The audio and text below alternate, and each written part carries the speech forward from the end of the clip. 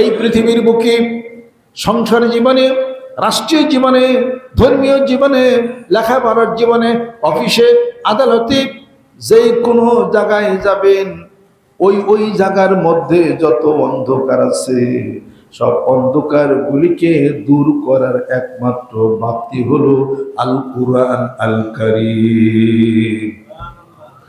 এই জন্য আল্লাহ পাক কোরআনুল কারীমের মধ্যে ঘোষণা করেন, আলিফ লাম রা কিতাবুন আনজালনাহু ইলাইকা লিতুখরিজান নাসা মিনাজ যুলুমাতি ইলান নূর।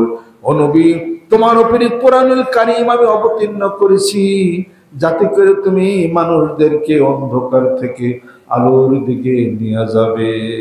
তাই দুনিয়াতে এই বাংলার জমিনের বুকে যত অন্ধকার আছে, অন্ধকার আলো করার একমাত্র একটাই অস্ত্র হলো আল কুরআন আল কারীম। জোরে বলুন সুবহানাল্লাহ।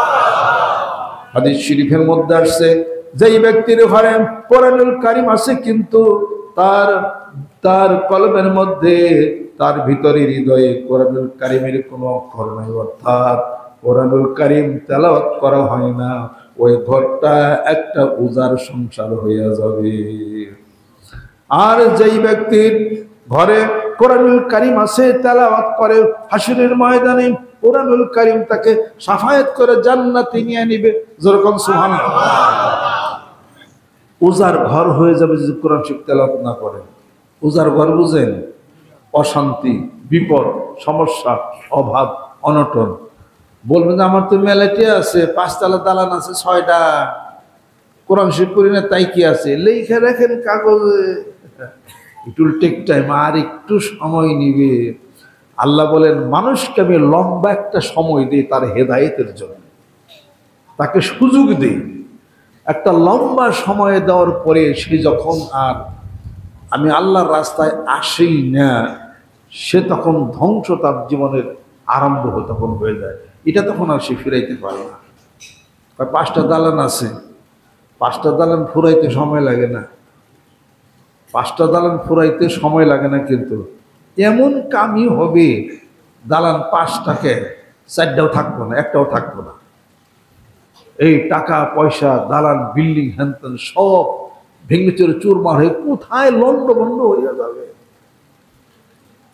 আল্লাহ বলেন, ঘাটকে অঘাট করি, অঘাটকে ঘাট করি, বুঝো? বিয়াদিকাল খায়র ইন্নাকা আলা কুল্লি শাইইন কদির। তোমার হাতে সমস্ত ক্ষমতা, ভালো মন্দ তোমারই হাতে। কাজে যে জাতি কোরআনকে সম্মান করে আল্লাহ তার সম্মান বাড়িয়ে দিবে। এই কোরআনুল কারীমের মধ্যে গোটা বিশ্ববাসীকে আল্লাহ পাক হুঁশিয়ার করে দিয়েছেন, এই সাবধান, আমার রাসূলের সাথে সাবধানে কথা বলো। এটা কি রবিউল আউয়াল মাস কিনা? আজকে ঈদ মিলাদুন নবী কিনা?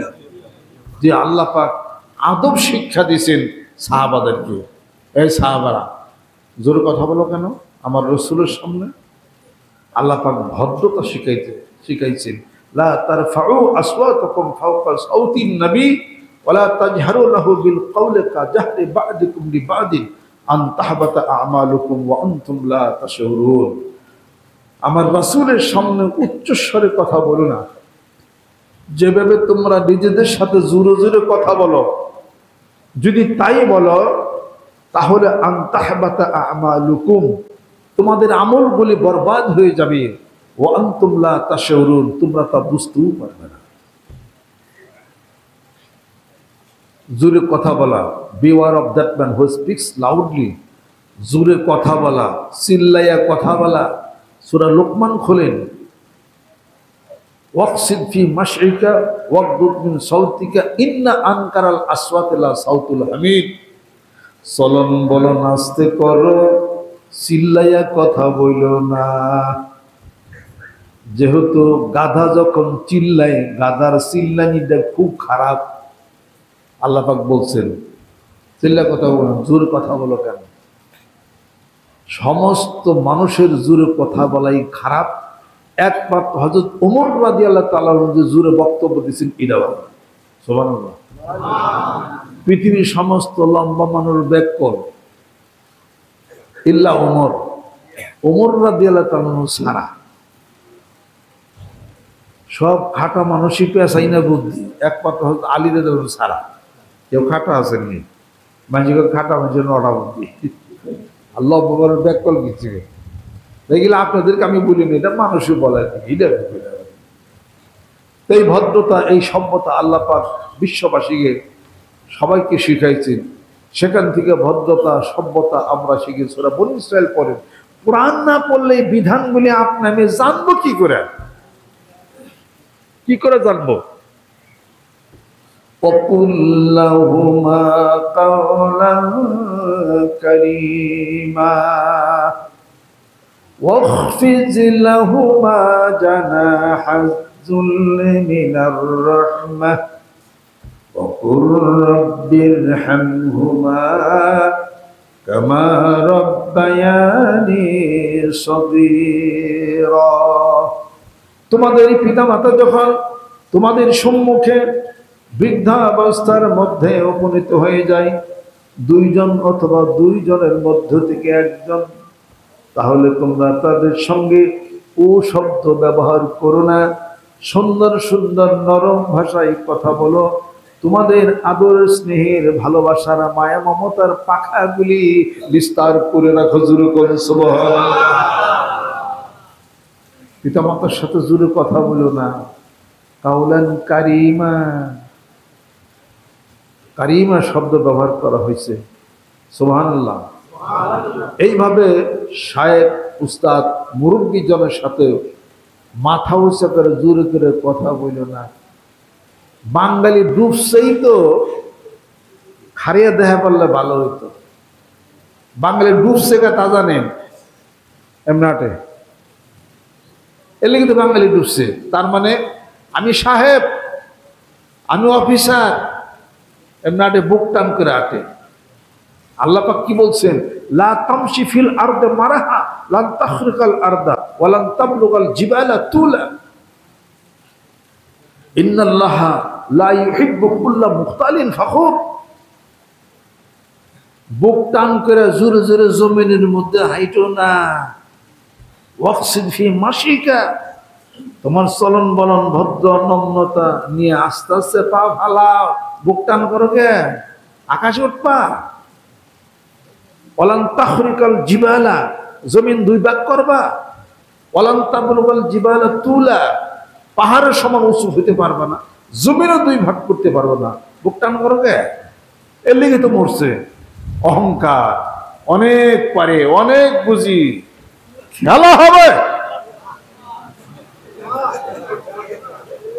মিশিয়ে নিয়ে। আল্লাহ যদি খেলায়, মানুষের খেলার উস্তাদের মায়ের শেষ রাখছে, ঘুম অবস্থায় ঘুমায়।